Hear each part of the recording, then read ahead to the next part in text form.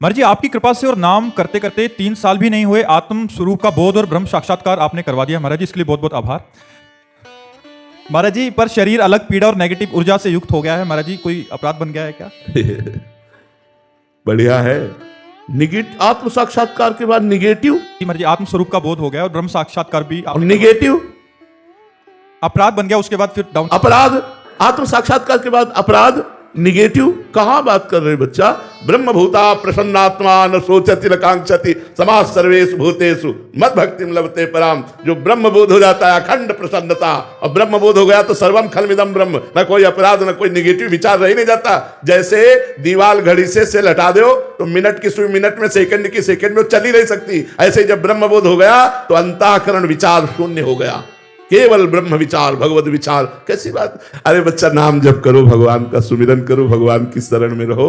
अभी बहुत मंजिल बाकी है, बहुत बड़ी मंजिल है बच्चा, बहुत बड़ी मंजिल है। नाम जप करो, भगवान कृपा करें, आपकी बुद्धि शुद्ध रहे, इसी से जीवन आनंदित रहेगा। नाम जप करो। महाराज जी, ब्रह्म साक्षात्कार है क्या महाराज जी? आत्मबोध, स्वरूप का बोध जो इन्होंने लिखा है, वो वास्तविक स्थिति क्या होती? स्थूल शरीर, सूक्ष्म शरीर और कारण शरीर से राग रहित हो जाना। जैसे हमें इनके शरीर से कोई राग नहीं, ऐसे हमें अपने शरीर से कोई राग नहीं। जैसे इनको पीड़ा होने लगे तो हमको भी पीड़ा होगी दयावश देख के, ऐसे इस शरीर को पीड़ा होगी तो बस उतना ही बोध है जैसे इनको शरीर को पीड़ा होगी। बस शरीर से कोई ममता, आसक्ति, अहंकार, कर्तृत्व भाव, भोक्तृत्व भाव, ये सब खत्म हो जाता है। अरे ब्रह्म साक्षात्कार, आत्मबोध हो, अरे क्या बात तुम करते हो? आत्मबोध हो गया, मोक्षाधिपति हो गया। कोई साधारण बात है? मोक्षाधिपति, जहां चरण रख दे वो भूमि तीर्थ हो जाएगी। तीर्थी कुर्वन्ति तीर्थानि। कोई साधारण समझते हो? ब्रह्मबोध संपन्न देखने को कहाँ मिलते हैं? ब्रह्मबोध संपन्न ऐसे तो मिल जाएंगे, लेकिन ब्रह्मबोध संपन्न देखने को मिल रहे हैं, बहुत कठिन है। आपका ब्रह्म ज्ञान होना कठिन है, फिर ब्रह्मबोध हो जाना है तो और कठिन बात है। आत्म प्रेमी ब्रह्मबोध संपन्न महापुरुष उड़िया बाबा थे। 18-18 घंटा पद्मासन में बैठते थे। 18-18 घंटा जो पद्मासन में बैठे हुए आत्मस्वरूप में स्थित, वो महापुरुष ब्रह्मबोध को प्राप्त हुए। बीच बीच में जो अनुभव होते रहते हैं कि ब्रह्म साक्षात्कार के, वो अरे ये सब मन है, बहुत चालबाज है यार। ये भगवान भी बल जाता है, बेईमान न जाने कहां फंसा देता। आज कहेगा ब्रह्मबोध है, कल भोगों में फंसा देगा। जब तक मन भगवदाकार नहीं होता तो इस धोखेबाज जादूगर मन से बचो। ये बहुत बड़ा है, सिर्फ 1 मिनट में सिद्ध बना देगा, दूसरे में गिद्ध। इससे बचो। ये मन है, मन को जब तक भगवदाकार नहीं किया जाता तब तक बात। मुझे माइक का बोध हो गया है कि ये आवाज पकड़ता है, समझ में आ गई बात। लेकिन मुझे आत्मबोध हो गया है तो मुझे एक अलग व्यक्तित्व हुआ ना, आत्मबोध अलग हुआ ना। ये घोर अज्ञान की बात है। आत्मा है कौन? नहीं तो यह अज्ञान का शब्द। आज तक कहीं लिखा हो कि किसी महापुरुष ने कहा हो कि मुझे आत्मबोध हो गया तो बताना। दूसरों ने बताया कि आत्मबोध संपन्न महापुरुष हैं। तो ये सब कलयुग की चाल है। कहीं कोई अभी रास्ता ही नहीं तय हुआ तो अभी ब्रह्मबोध कहाँ हो जाएगा? जी गौरव अरोड़ा जी, राधे राधे महाराज जी। महाराज जी, ठाकुर जी को पाने के लिए प्रेम पद्धति बड़ी है या शास्त्रीय पद्धति? क्या प्रेम में शास्त्रीय नियम मानना अनिवार्य है? शास्त्रीय पद्धति से ही प्रेम की प्राप्ति होती है। शास्त्र आज्ञा का उल्लंघन करने वाला कभी भगवत प्रेम को प्राप्त नहीं होता है। इसलिए तस्मात् शास्त्रम प्रमाणम ते कार्याकार्यो व्यवस्थित हो। क्या करना चाहिए, क्या नहीं करना चाहिए, जो शास्त्र की पद्धति है उसके अनुसार चले। बिना नियम के प्रेम नहीं होता, और प्रेम में फिर नियम नहीं रहता। प्रेम जब प्रकट हो जाए फिर वो स्थिति होती है। और वो सुबह से बैठा है भगवान के ध्यान चिंतन में, उसे और कुछ स्मृति ही नहीं तो कौन सी पद्धति निर्वाह करे। पर वहां तक पहुंचने के लिए शास्त्र रूपी, उसकी आज्ञा का पालन करने वाली रूपी सीढ़ी पर चढ़ना होगा। अगर हम मनमानी आचरण करेंगे तो प्रेम कोई खिलवाड़ है क्या कि भगवत प्रेम हो जाएगा? भगवत प्रेम अत्यंत दुर्लभ वस्तु है। तो समझ पा रहे ना आप? शास्त्र आज्ञा का पालन करके ही, नियम पूर्वक चलने पर ही भगवत कृपा से प्रेम प्रकट होता है। प्रेम से भगवान की प्राप्ति हो जाती है। हरिव्यापक सर्वत्र समाना, प्रेम ते प्रकट होए में जाना। प्रेम प्रकट हो गया फिर नियम सब उसी में लीन हो जाते हैं। और जब तक प्रेम प्रकट ना हो तब तक शास्त्र आज्ञा का पालन करते हुए, शास्त्र विधि का पालन करने वाला ही भगवत अनुरागी हो सकता है, मनमानी आचरण करने वाला नहीं। वैदिक त्रिवेदी जी, श्री हरिवंश महाराज जी। महाराज जी, आचार्य और गुरुदेव से तो साधक का आध्यात्मिक संबंध है, फिर भी हम उनसे निस्वार्थ प्रेम नहीं कर पाते। उनसे भी संसार की तरह हमारा स्वार्थ है कि अरे हम कह रहे संसार की तरह ही प्रेम कर ले। जैसे माँ से प्रेम करते हैं, पिता से प्रेम करते हैं, ऐसे ही गुरु से प्रेम कर ले, आचार्य से प्रेम कर ले तो बेड़ा पार हो जाए। भगवान कपिल देव जी कहते हैं जो आसक्ति संसार में बंधन का कारण है वही आसक्ति जब संत महापुरुषों से हो जाती है तो मोक्ष का खुला हुआ द्वार बन जाती है। पर संतों से आसक्ति बहुत कठिन है, बहुत कठिन है। मतलब गुरुदेव से प्यार होना बहुत कठिन बात है, आचार्य से प्रेम होना बहुत कठिन बात है। अगर इनसे प्रेम हो गया तो दुर्लभ वस्तु फिर हाथ लग जाएगी। इनसे प्रेम होना कठिन बात है। गुरु प्रेमी होना बहुत कठिन बात है, बहुत कठिन बात है। अपने गुरुदेव की आज्ञा पर जीवन बलिदान करने वाले ऐसे बहुत कम लोग हो। जो ऐसे लोग होते हैं भगवान उनके अधीन हो जाते हैं। गुरु प्रसन्न साहब अनुकूला, मिट्टी सकल कल्पित भय सूला। जिसके गुरुदेव प्रसन्न है तो इष्ट अनुकूल हो जाता है और सब माया का भ्रम नष्ट हो जाता है। जो जे गुरु चरण रेणु अनुरागी ते लोकहु वेदहु बड़भागी। जो गुरु चरणों की रज का अभिषेक करते हैं, उनसे प्रेम करते हैं गुरु चरणों से, वो लोक और वेद में बड़भागी जन कहे गए हैं। जे गुरु चरण रेणु सिर धरहि तेजन सकल विभव वश करहि। जो गुरुदेव की चरण रज को अपने माथे पे धारण करते हैं और लोक परलोक के सारे सुखों को प्राप्त कर लेते हैं। पर गुरु के प्रति महिमा जागृत हो जाए, मेरे गुरुदेव मेरा तन मन प्राण सब हुकुम पर प्राण त्याग दूं, इसे प्रेम कहते हैं। तो ऐसा प्रेमी मिलना तो दक्षिणा दे के गुरु मंत्र ले लेना वो बात अलग होती, लेकिन प्राणों को रखकर गुरु का सेवन करना है कोई बिरला ही होता है। कोई बिरला होता है जो अब वो गुरु से प्रेम करे, गुरु से प्रेम। हम क्या करें कि ऐसा प्रेम हमें हो? गुरु जी का दिया हुआ जो मंत्र और नाम है उसे जब करे तो वही प्रेम करवा देता है। गुरु मंत्र और गुरु नाम जो है वही प्रेम प्रदान करता है। हर्षवर्धन जी फिरोजाबाद से। चलिए रोहित। श्री हरिवंश महाराज जी देह भाव खत्म होने के बाद पहले भगवत प्राप्ति होती है, भाव देह मिलती है, और क्या भाव देह मिलना और भगवत प्राप्ति एक ही बात है? अलग अलग है। भगवत भजन की पद्धतियां हैं। जैसे आप भगवत प्राप्ति का मतलब है तरंग समुद्र में लीन हो गई, मुक्त हो गया, आवागमन से मुक्त हो गया। लेकिन भगवत पार्षद रूप रख करके भगवान की सेवा में जाना ये बहुत दुर्लभ बात है।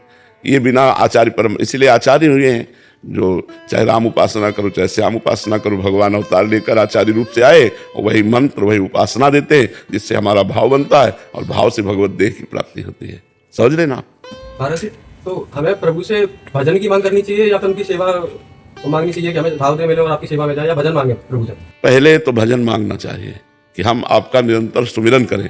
फिर आपका सुमिरन किस भाव से करें? हे नाथ आप स्वामी हो, मैं आपका दास हूं, ये मेरे अंदर ठसक बनी रहे।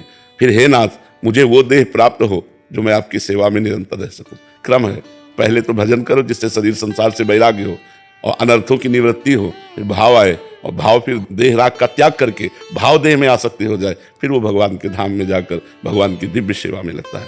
भगवान की सेवा में जो सुख है वो मोक्ष में भी सुख नहीं है, इसलिए पहले भजन की मांग करनी चाहिए। तुहिन जी उड़ीसा से।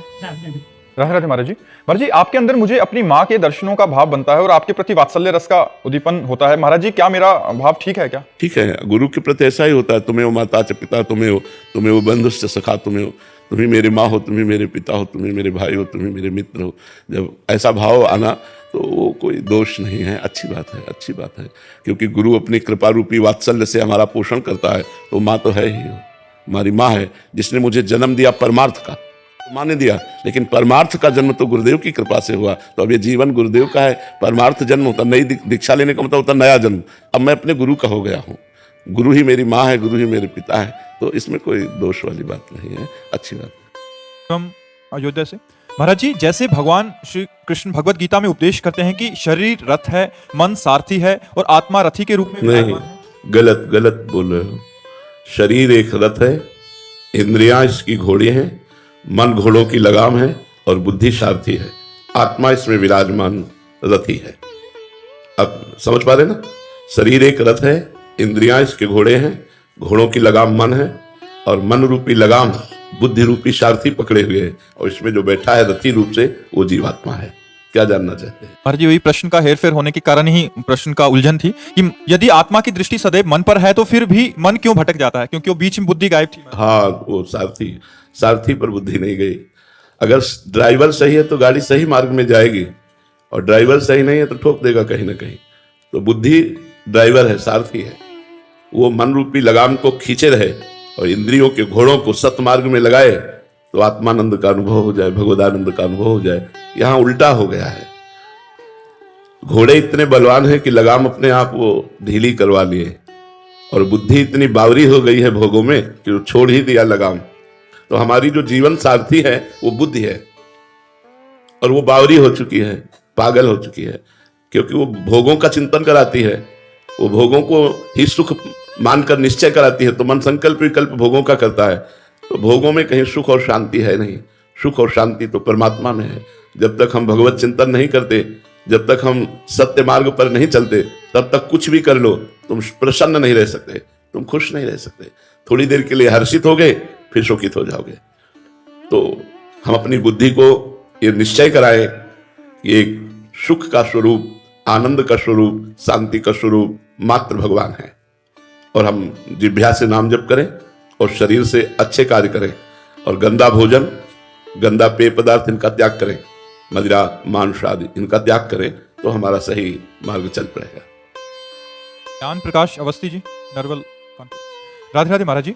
महाराज जी, कर्ता भाव से दृष्टा भाव कैसे लाएं? नाम जब करते समय मन कर्ता भाव में रहता है और जिन वस्तु स्थान भाव से साहचर्य स्थापित कर चुका है उन्हीं का चिंतन करता है। देखो, दृष्टा भाव आ जाना ही मोक्ष के नजदीक पहुंच जाना है।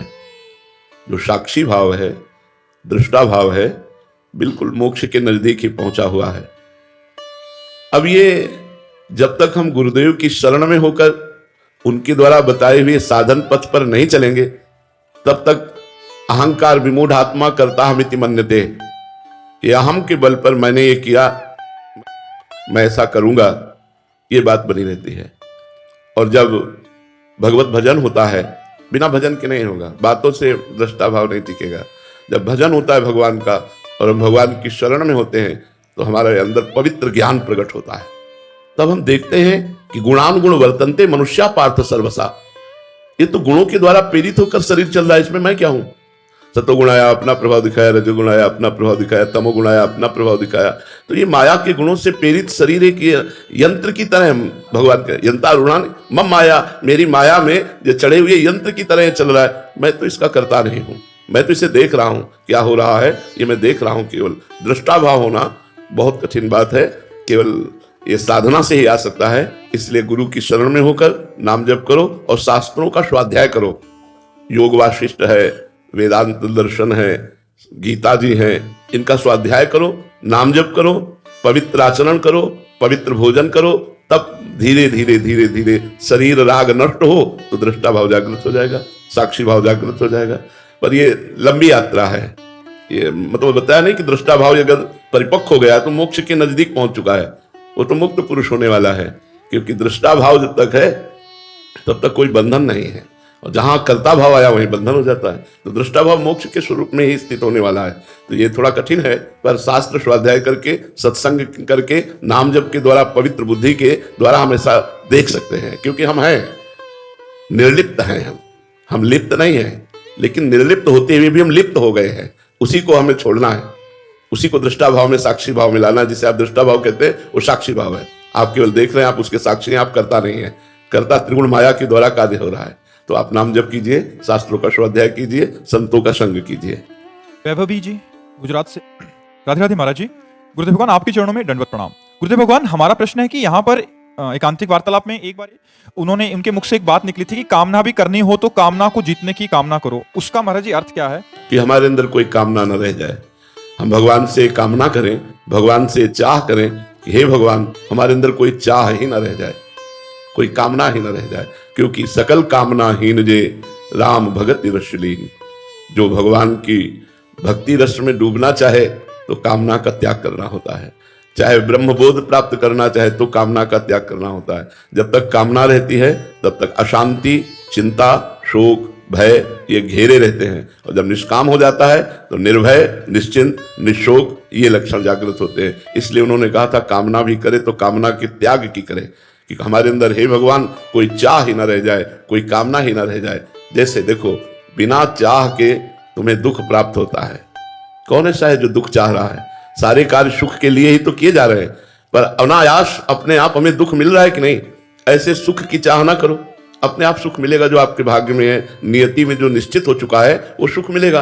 तो आप चाह करो भजन की, चाह करो धर्म की, चाह करो भगवान की प्राप्ति की। सांसारिक चाहों में फंस करके हम अपना ये दिव्य मानव देह क्यों नष्ट कर दें? हम उत्तम चाह करें भगवत प्राप्ति की। तो इसलिए वो कह रहे थे कि भगवान से कामना करनी चाहिए, यही कि हमारे अंदर कोई कामना न रह जाए। श्री प्रहलाद जी ने यही वरदान मांगा कि प्रभु, यदि आप आज्ञा करते हैं कि वर मांगो तो मैं यही वरदान मांगता हूं कि मेरी कोई मांगने की इच्छा ही न रह जाए, ये मेरी कोई कामना ही ना रह जाए। बहुत बड़ी बात है। जिसके अंदर कोई कामना नहीं हो तो महापुरुष है। चाह मिटी, चिंता मिटी, मनुआ बेपरवाह, जिनको कछु न चाहिए ते सहान। ये चाह ही तो भगवत प्राप्ति में बाधक है। भोगों की चाह, धन की चाह, मान प्रतिष्ठा की चाह, ये सब भगवत प्राप्ति में बाधक है।